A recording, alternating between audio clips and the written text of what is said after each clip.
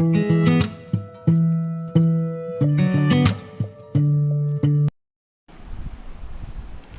morning, everyone. Hope all of you are doing fine. The next topic that we are going to discuss today is whooping cough. It is also called as pertussis. So the next topic that we are going to discuss today is whooping cough, which is also known as pertussis. So what is this whooping cough, otherwise called as pertussis? Whooping cough, it is a highly contagious respiratory tract infection. What it is called as? It is a highly contagious respiratory tract infection. Most commonly it is occurring in young children. Most commonly it is occurring in young children. It is mainly caused due to the bacteria called as pertussis. B. pertussis, nothing but Bordetella pertussis. So it is clinically characterized by an insidious onset of mild fever and irritating cough.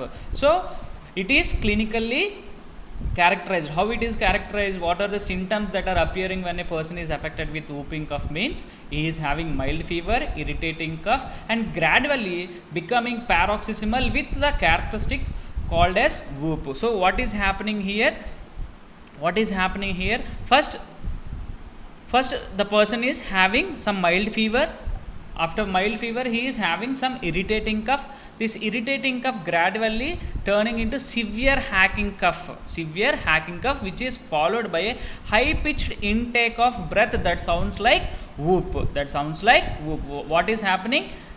In many people, it is marked by a severe hacking cough, which is followed by a high-pitched intake of breath sound.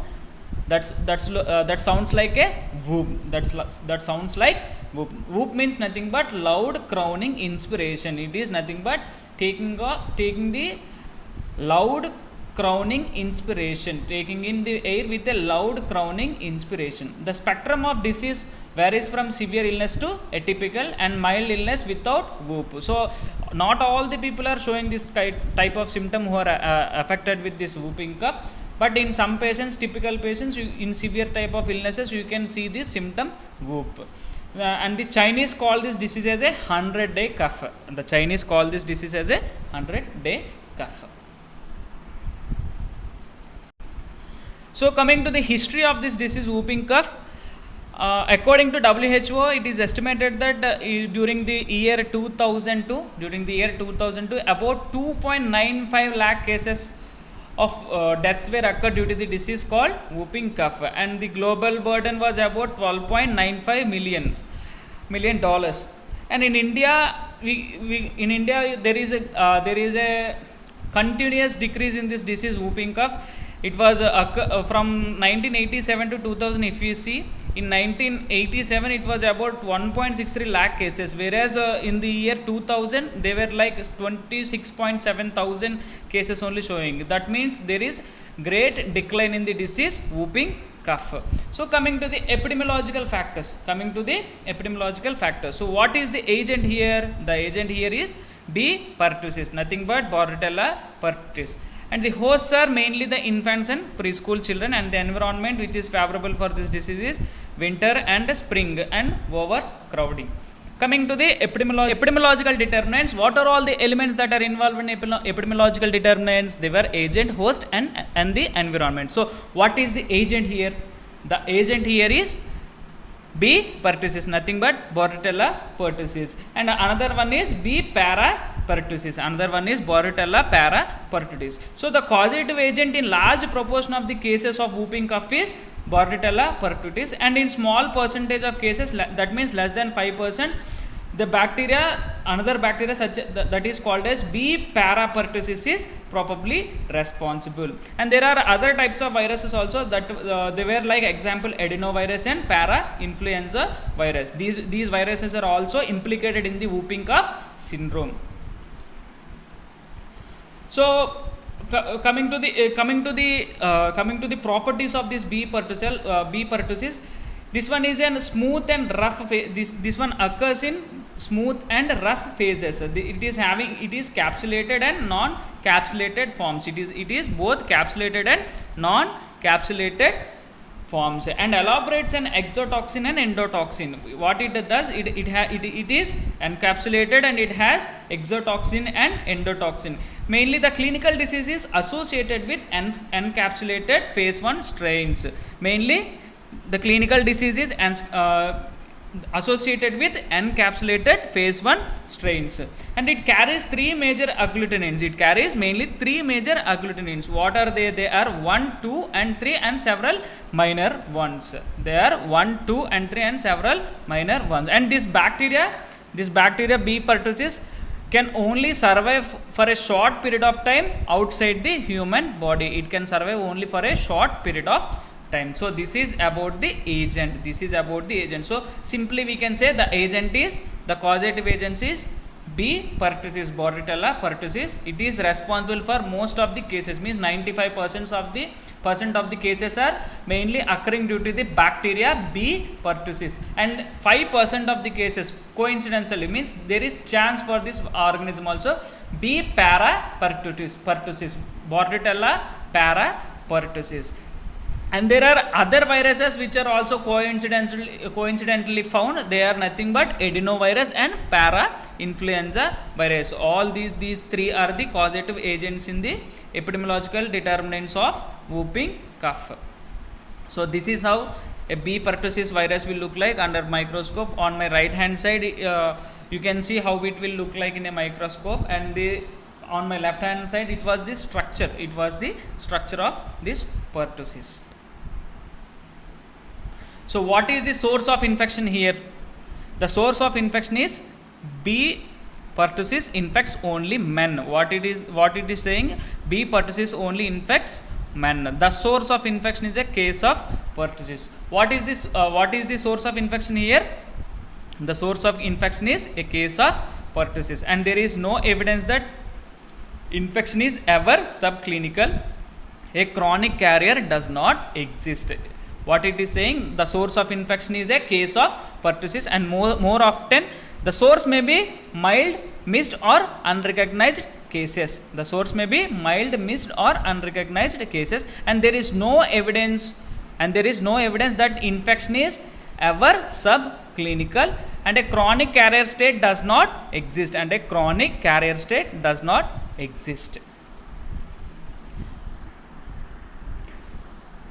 So coming to the point, what is the infective material here? As I said, the source of coming to the source of infection. The source of infection is a patient who is affected with this B. pertussis. The patient who is infected with B. pertussis, and there is no chronic carrier in this disease. There is no chronic carriers in this disease, and there is no evidence that a patient had infection from a subclinical case. There is no evidence that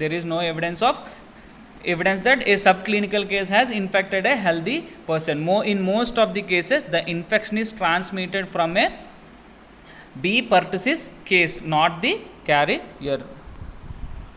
Coming to the infective material. So what are the infective materials here? Nasopharyngeal and bronchial secretions. What is the infective material? Since the disease is mainly named as whooping cough, so the bacteria is always tending on the respiratory system. So whenever a person coughs, whenever a person sneezes, so whenever the person's secretions are falling on falling on the objects, so freshly contaminated things, so all these are the source of infection. All these are the infective material. So what is the infective material? What is the infective period? The infective period is most infective during the catarrhal stage. It is most infected during the catarrhal stage. I will explain you clearly regarding this catarrhal stage in the coming slides. 1 week after and exposure to 3 weeks after onset of paroxysmal stage. So I will explain you clearly regarding this catarrhal and paroxysmal stages. The secondary attack rate average 90% in unimmunized household contacts. So mainly it is occurring secondarily, means if any person who is affected with whooping cough, if the peer group, family members and school contacts, if they are not immunized to this pertussis, they are more prone to get the disease.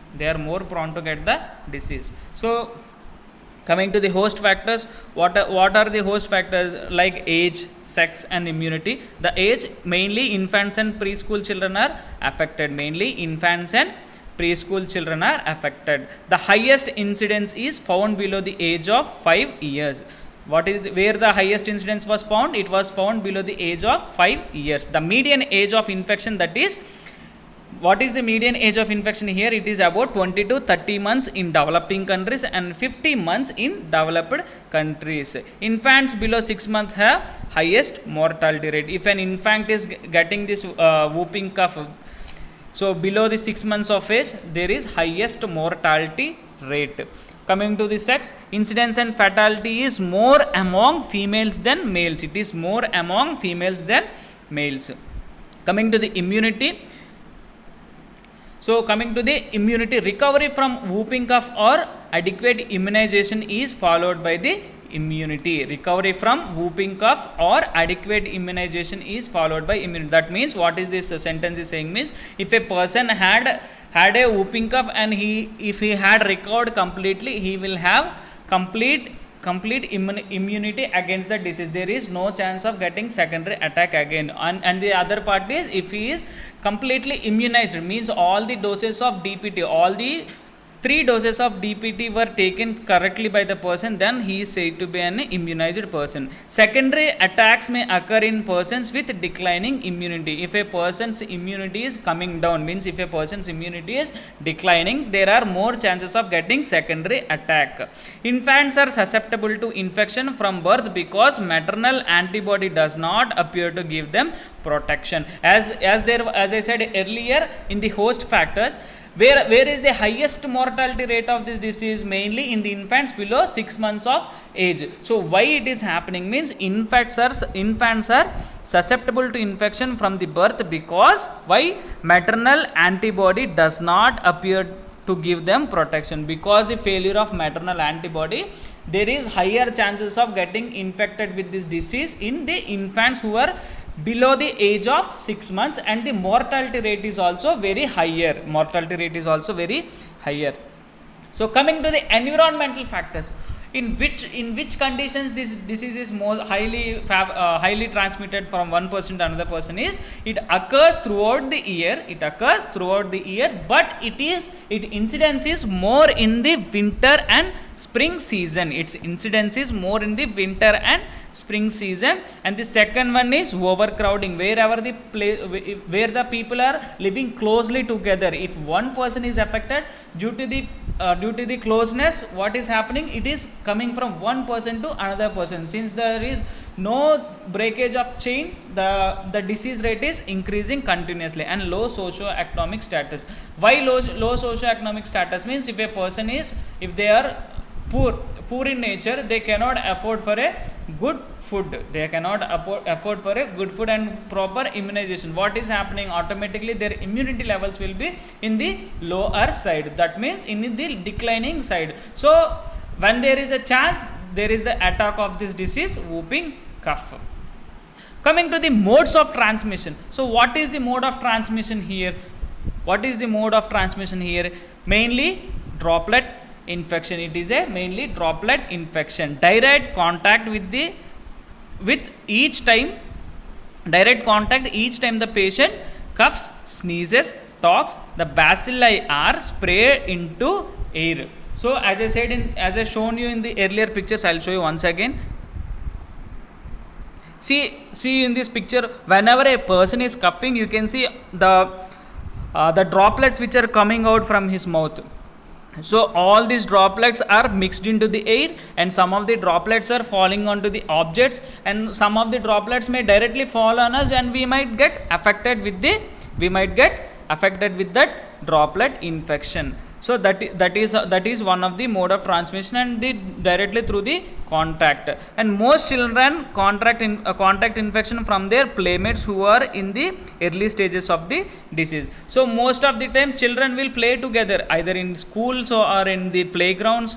So what is happening there? If one child is getting affected with this disease, and unfortunately if he is not exhibiting, if he is showing mild symptoms and he is onto the ground, so whoever the persons playing with him, there is more chances of getting the disease, and mainly from freshly contaminated fomites. So all these are the modes of transmission of this disease, whooping cough. Coming to the incubation period, what is the incubation period here? The incubation period here is about 7 to 14 days. The incubation period is about 7 to 14 days and not more than 3 weeks. So coming to the clinical course of infection.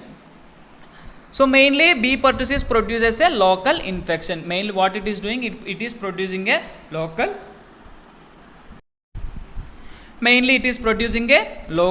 infection. The organism is not invasive.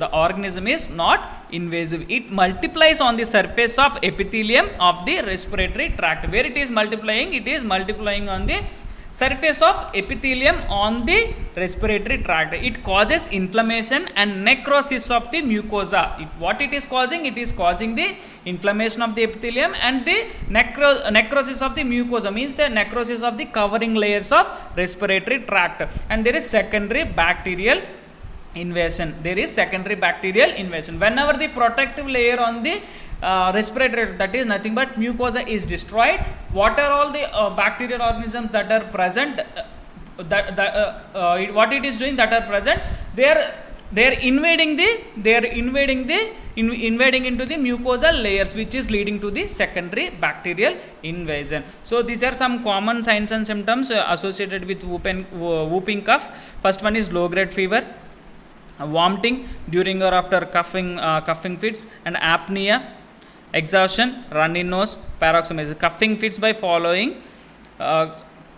followed by a high pitched sound, that nothing but whoop. So as I said earlier, regarding the catarrhal stage and convulsant and paroxysmal stage, I will explain you clearly in the coming slides. So there are mainly three types of stages in the clinical course. There are mainly three types of stages. First one is catarrhal stage, and second one is paroxysmal stage, and third one is convulsant stage. So this coming to the catarrhal stage. So in this catarrhal stage is mainly lasting for 10 days. How many days? 10 days. It is associated with fever, rhinitis, sneezing, coryza, insidious onset of lacrimation, malaise, and hacking night cough. What are the symptoms that are associated with catarrhal stage? Means it is mainly lasting for 10 days. And the symptoms are fever, rhinitis, sneezing, coryza, insidious onset of lacrimation, malaise, and hacking night cough. Coming to the paroxysmal stage. So this one is lasting about 2 to 4 weeks.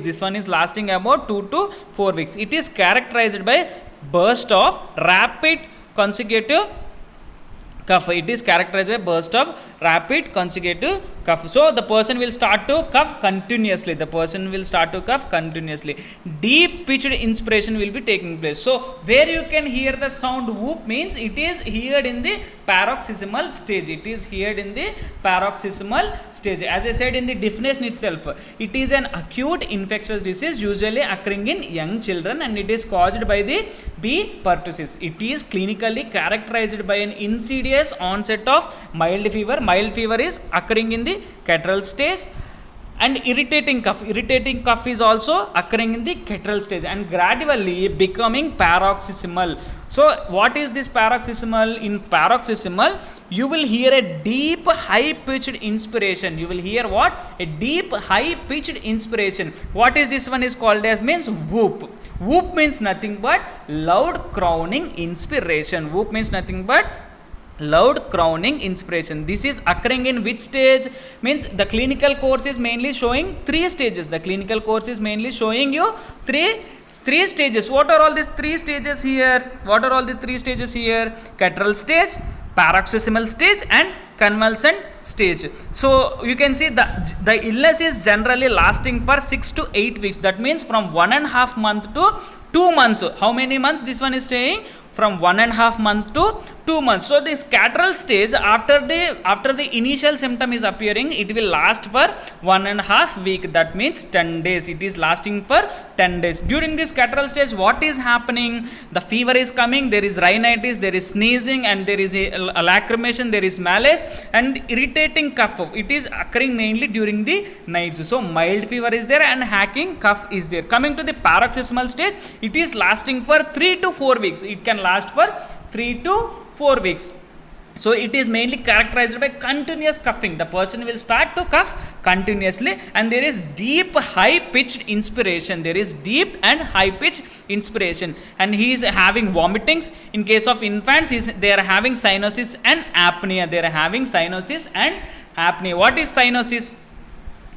What is cyanosis? There is bluish discoloration of skin due to the presence of oxygen levels in the, due to the decline of oxygen levels in the blood. And what is apnea? Apnea is nothing but cessation of breathing. Apnea is nothing but cessation of breathing. And ulcers from frenulum of tongue, and spotting is there. The children will look like mouth open, and you can observe periorbital edema and subconjunctival hemorrhage. So coming to the convulsion stage, it lasts for 1 to 2 weeks. It lasts for 1 to 2 weeks. And what is happening in this convulsion stage means the disturbing cough and vomiting will start to decline, or it can stop completely also. And appetite improves. What will happen? Appetite improves. So all these are the 3 stages, clinical core stages of whooping cough. First one is scatteral stage, second one is paroxysmal stage, and third one is convulsion stage. So in scatteral stage, mild fever is there, and irritating cough is there. In paroxysmal stage, what is happening? There is a deep pitched sound, nothing but whoop. It means nothing but loud crowning inspiration. And on the third stage, what is happening? The cough and the vomiting is gradually declining, and the patient start to improve his appetite, All these are the clinical stages. Coming to the complications. So what are all the complications associated with this whooping cough means? Bronchitis, bronchopneumonia and bronchiectasis, subconjunctival hemorrhage, hemoptysis, epistaxis, cerebral hemorrhage, convulsion and coma, encephalopathy, paralysis and hemiplegia. All these are some of the complications. You can see here subconjunctival hemorrhage. On the first picture you can see subconjunctival hemorrhage, and in the second picture you can see cerebral hemorrhage. In this X-ray, all those pointed arrows shows you the cerebral hemorrhage, bronchitis and bronchiectasis. And in the white picture, she is holding the tissue there. You can see epistaxis is from her nose, and on the other picture you can see blood vomiting, blood coughing, nothing but hemoptysis. So all these are some complications which are observed in the disease whooping cough. So how we can control this whooping cough? So mainly in the cases and contacts. So what are the cases here? The general principle of control of whooping cough is a case's early diagnosis. What we have to do? We have to find this case early, and isolation and treatment of cases. What we have to do? We have to isolate and we have to give treatment for the cases. We have to isolate and we have to give treatment for the cases. Disinfection of discharge from the nose and throat. So all these are the things. How we can diagnose means mainly through nasopharyngeal swabs, because it is mainly occurring in the upper respiratory tract, and they are using fluorescent antibody technique to find out this. Coming to the treatment part in the cases, erythromycin is the drug of choice. And it is calculated about 30 to 50 per kg body weight. The drug dose is about 30 to 50 per kg body weight, and it is taken 6th hourly for 10 days. And the other alternatives that are available in the treatment are Septran and tetracyclines. So coming to the part here, antibiotics do not reduce the frequency or severity of the spasms or do not shorten illness. They are useful for controlling the secondary bacterial infections. They are mainly useful for controlling the secondary bacterial infection. Why there is higher chance of getting secondary bacterial infection here means mainly it is occurring in the respiratory tract, and what this pertussis is doing means it is destroying the mucosal layer, which will favor the invasion of bacteria into the tissues. It will lead to lot of secondary infection. So with the help of the antibiotics that were injected by the during the treatment, they will help to prevent the secondary infections. They will help to prevent secondary bacterial infections. So these are some of the drug of choices: erythromycin and ampicillin in case of contacts. Ampicillin is used in case of contacts. So what are all the contacts here? Infants and young children should be kept away from cases. Why the infants and young children should be kept isolation from the cases means there is high mortality rate in which group? In preschool children and infants who are below 6 months of age. So these cases should be kept away from the cases. These contacts should be kept away from the cases. Those known to have been in contact with whooping cough may be given prophylactic antibiotics. So if you come to know that so and so person is exposed for a whooping cough case, then we should start the antibiotic. So what are the drug of choice for this? Again means erythromycin and ampicillin, and they are given for 10 days. The best protection that can be given to the infants is to administer a booster dose, that is DPT and DT. So what is the best protection here? Administering the vaccination for DPT vaccine. So how we can control means parents, siblings and caregivers all should get vaccinated to help and protect themselves from avoiding the spreading of the disease. So coming to the immunization. So immunization of this pertussis vaccine is given along with DPT. So DPT vaccine, it is available in 0.5 ml. It is mainly given 3 doses and 2 booster doses. Total doses are 5 doses. First dose is at the age of 6 weeks, and second dose is at the age of 10 weeks, and third dose is at the age of 14 weeks. And first booster dose is at the age of either 1.5 year, that means 16 to 18 months, and second booster dose is about 4 to 5 years. So all people need to get vaccinated. So this is the slide here. DTAP for younger children for whooping cough, it is given at second, 4 and 6 months of age, and 15 through 18 months, and 4 through 6 years. Okay, and the second one is for teens. It is given at the age of 11 and 12. And for pregnant women, it is given at the gestational age of 27 to 36th week. And for adults, it can be anytime those who haven't received it. For adults, it can be given at any time those who did not receive it. So most common side effects from the vaccine DTAP are fever, redness, swelling, soreness, tenderness, where the immunization shot was given, most probably on the gluteal region, and swelling, fussiness, tiredness, poor appetite. All these are some of the common side effects which are affected. So in which persons you should not give this vaccine is mainly strong family history of those persons who are having strong family history of epilepsy, convulsions and similar central nervous system disorders. In these people you should not give this vaccine. And febrile upset until if a child or a patient is having febrile upset, until and unless he is clearly recovered from the fever, you should not administer the vaccine. You should not inject the vaccine. A reaction to one of the previously given triple vaccine injection. So if a person had developed any kind of reaction after administering the vaccine in previous times, you should not give the shot. So thank you for listening. If there are any doubts, you can ask me. I will clarify you. Hope all of you are understanding. Please try to like, try to share and try to subscribe. Thank you.